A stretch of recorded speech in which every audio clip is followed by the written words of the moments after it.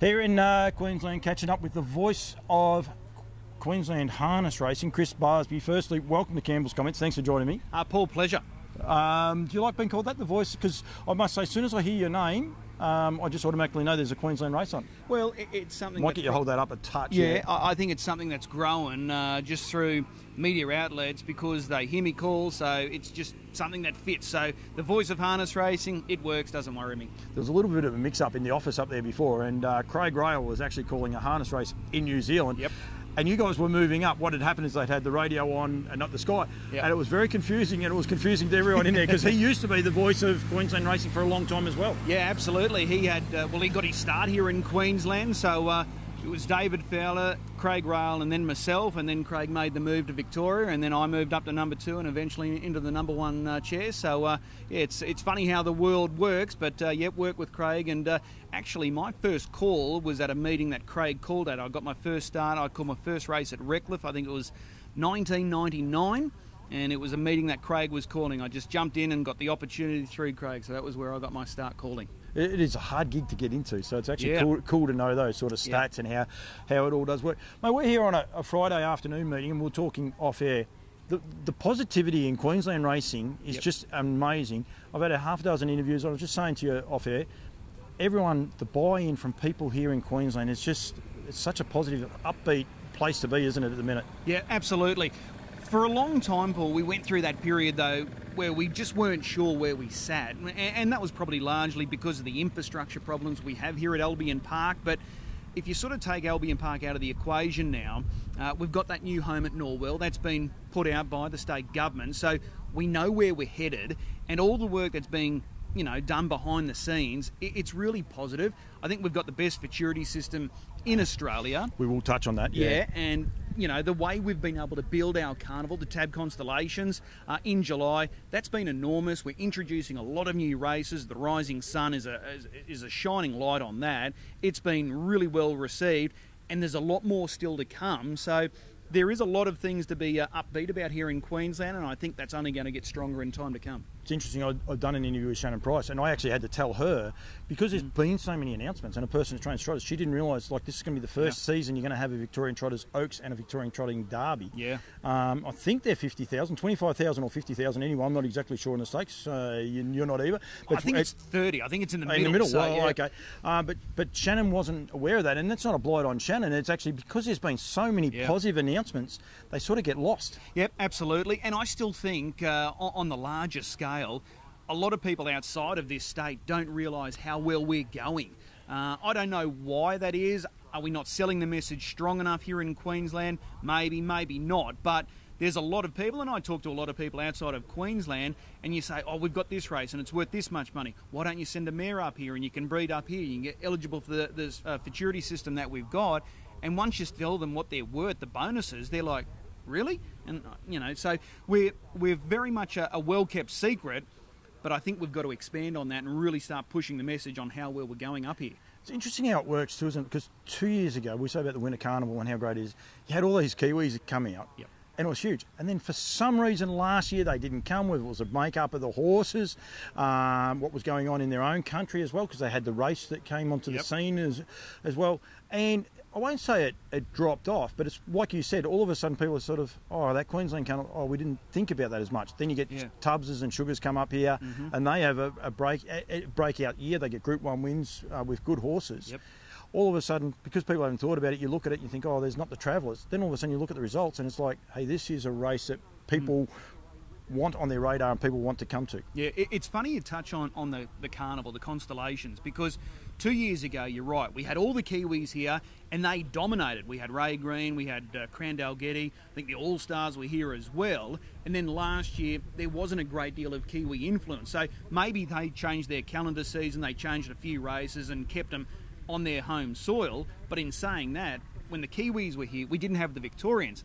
Last year we didn't have the Kiwis, we got all the Victorians. Greg and Jess came up, Emma and Clayton came up, and there was a number of other stables competing. So it was one of those things, we missed out on the Kiwis, but we got more Victorians, and the year before we missed out on the Victorians and got a heap of Kiwis. So hopefully this year in 2023 we can combine both and we can have really strong representation from New South Wales, Victoria and New Zealand. Well, I was going to say, because John Dumsney would be sitting there saying, hey, boys, don't forget us, because they are the dominant state, and we want them to come as well. And it does fit. I think for the guys up here in Queensland, it makes for a long year, but for everyone else, they sort of tip most of them out, and then they target this winter carnival and then go back for their summer carnivals. Yeah. But the guys here, they've got to sort of continue racing, and then if they want to travel afterwards, it's a little bit tricky. It's not just the racing, though, although I'm sure you love the racing, and then it is an atmosphere, it is a party, it's good fun to be a part of, isn't it? Oh, absolutely. And first and foremost, I think the most appealing part for our southern visitors is the weather. It gets cold down in Victoria, gets cold in New Zealand, New South Wales, certain parts, it can be cold. So the appeal straight away is the warmer climate here in Queensland. You throw in some really nice races and a carnival sort of atmosphere, it's the perfect blend. So I think the guys at Racing Queensland here at Albion Park, they've been working on that, and I think they're just starting to get that sort of perfect fit, and it sort of doesn't clash with any other major carnival around the country. So I think July is the main time for Queensland, and hopefully we can keep building on that, and with a few feature prize money announcements that have been made and some still to come, I think this year could be really exciting. I'm being told that it's just about finished. I think it's going to be released in the next day or two by Brad Steele, because it's a lot of people know and they've just got to bite their tongue and it's no fun. So that part's all good. Breakfast Creek here, it is. I mean, you say about the scaffolding and the infrastructure up this end, and that's unfortunate due to floods and old age, I suppose. But it is a brilliant location. Does the move worry you at all? Absolutely. And you can only be guided by history, and we've seen the move from Harold Park to Menangle. We've seen the move from Moonee Valley to Melton. Look, they're good in some ways, but we've lost that touch with the CBD area. Gloucester Park is still at the peak of their powers because they're right in the CBD. As we stand here right now, we're very close to the CBD, and we're close to that area where things are happening. It's a metropolis. So by leaving Albion Park here in the CBD, going to Norwell, for those that don't know, midway between Brisbane and the Gold Coast, it's something completely different. Are we going to lose touch with those people that like going to the races? Possibly, because infrastructure is still unknown when we go to a new venue like that, and we're seeing it with Menangle and Melton. So it is a concern, but at the end of the day, we're starting from scratch. It's a brand new area. I won't say growth term because I still don't know what that means, and I've heard it so many times with Melton and Menangle. But hopefully we can get it right and get things back to what they once were or close to. They seem to take a while. I think that's what that grow term means. It's almost like, because I know Menangle copped a hiding when they first done it, whereas no one really mentions crowds now there. They get them. And Melton, I mean, Sire Stakes night the other night, I know Harness Racing Victoria were blown away. And it's probably one of those things too, all in all, the way people look at our industry, we need to change our thinking a little bit about it. I'm impressed that you do have people, here, like as I said, it's a nondescript. There's no reason for people to come other than if they own a horse. You still do have a crowd, but maybe we just got to stop thinking about people say, oh, there's no one there. That'd be any sporting event anyway. I mean, it doesn't matter what it is. So we probably have to change our mentality. The upside of that is going to be training centres and this flow on effect. You're going to have more and more horses come, which has got to be exciting, doesn't it? Yeah, absolutely. The training centre and facilities are just so vital because, as we know, the cost of living is so high at the moment, and we're trying to introduce new people to the sport, whether they're young or old.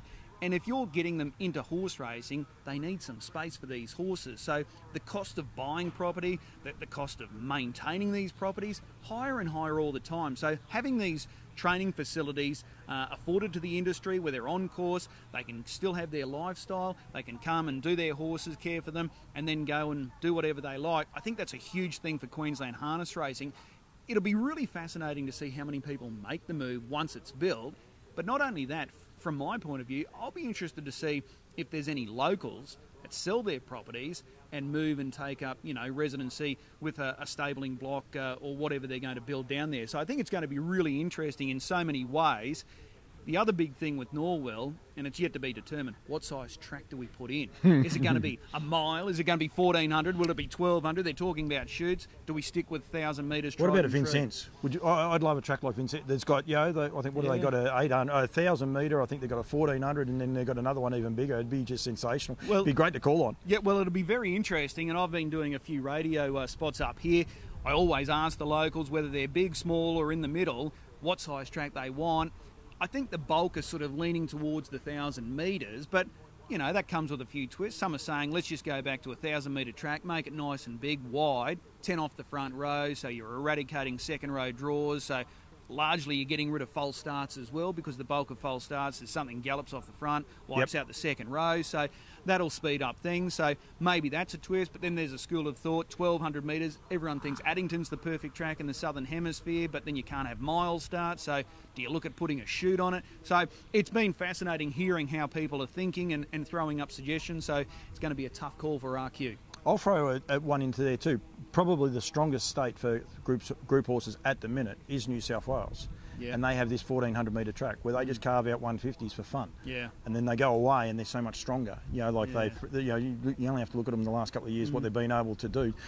Last two Inter-Dominions. Yeah, you know? true. So whether that helps, and older horses that may have picked up purely because of the fact of that track. So yeah, it's one of those curveball ones, if you like, that I like to throw out there. And you know, maybe it's not the great spectacle, but long term, again, back to Menangle, that no one talks about. You know, all of a sudden they have got the premier horses, or seem to have anyway. But that's a cycle thing, and it is a cycle thing that does happen. Like Queensland's still well above their average when it comes to getting good horses. Well, and while we're on this whole southern states and everything else like that, and it was brought to my attention yesterday by a former Victorian who a few people, he barracks for Carlton too, but he nearly crashed his car the other day.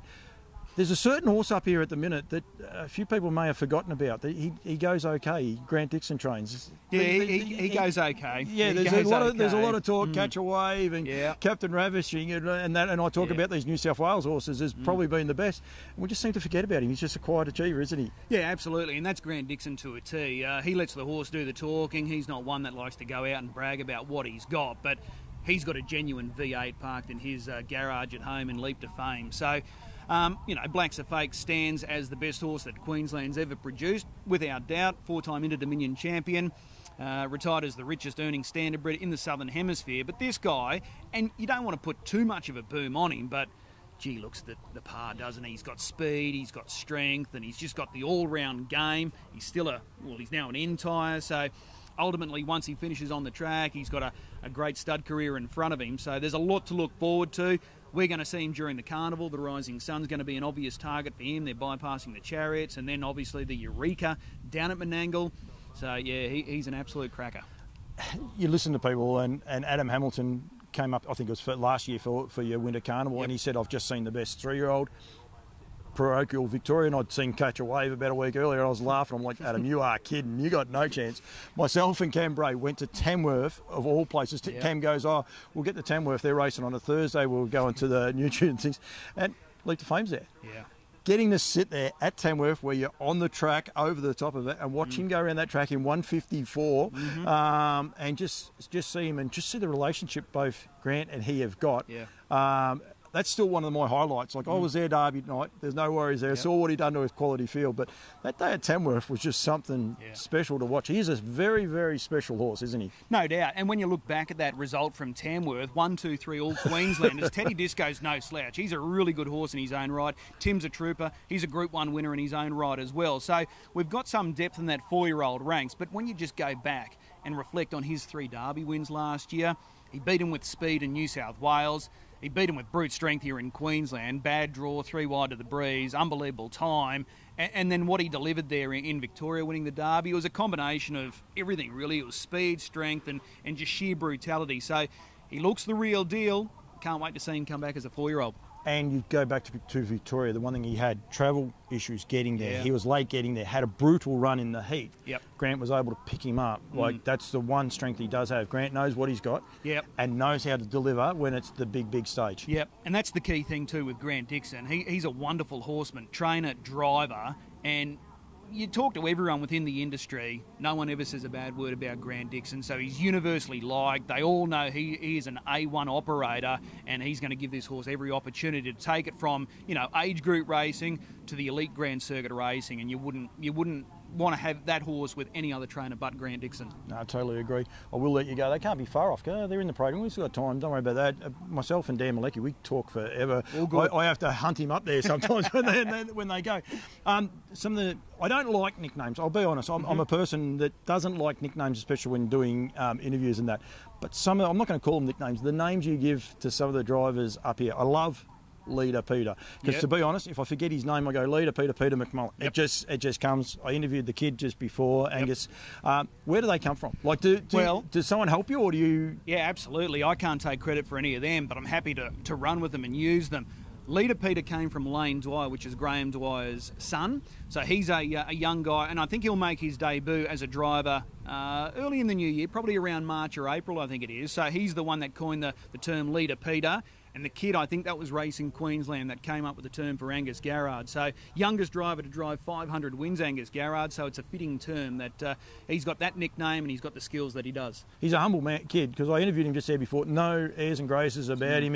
He had the chat, and it was good to hear a bit of insight. He's a proud Queenslander. I don't think he's going anywhere anytime soon either. No, I don't think so. I think there's been a few opportunities where he could go and, just expand his knowledge on the sport. But, he works for his father. They've got a big stable. It seems to be getting bigger, so that's going to provide more opportunities for him. But don't mistake Angus. He watches races everywhere. So not only here, all the interstate features, New Zealand, and even a lot of racing in North America. So he's got a great knowledge of the industry, and I think he's only trying to deepen that knowledge. So happy to keep him here in Queensland, and hopefully he keeps driving plenty of winners. Brendan Barnes looks like he's potentially going to America, but I think that only helps Queensland racing.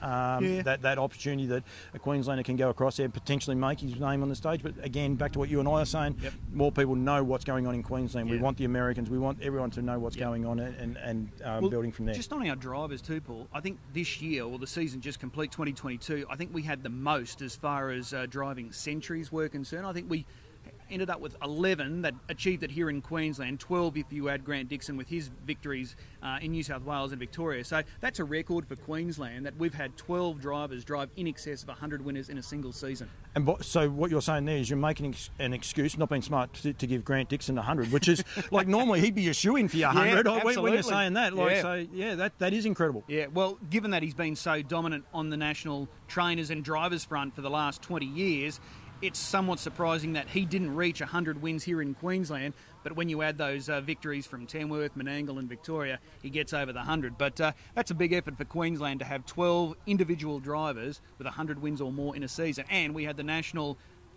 winner with Pete McMullen going back-to-back. Lady drivers, lady trainers, it is going from strength to strength. When the mobile goes behind us, that's when we know we're starting to cut short of time. Chris, thank you. We want more people to be aware of what's going on up here. I really appreciate it. Love your call and love your passion. I love it. Don't worry about going over the top. It's all good. I think we need it when it's the right way and that in the right stage. I love it. So thank you very much for joining me. Thanks for giving me some time, and thanks for helping me promote what is going on here in Queensland, mate. Really appreciate the time. Pleasure, and I'm sure we're going to see more of each other this year, because we've got the sales coming up, we've got the carnival in July, and the Inter-Dominion at the end of the year. So I'm sure we'll cross paths a few more times. We can compare hairdressers too. How's that sound? Exactly. Sounds good. Thanks, mate. Pleasure.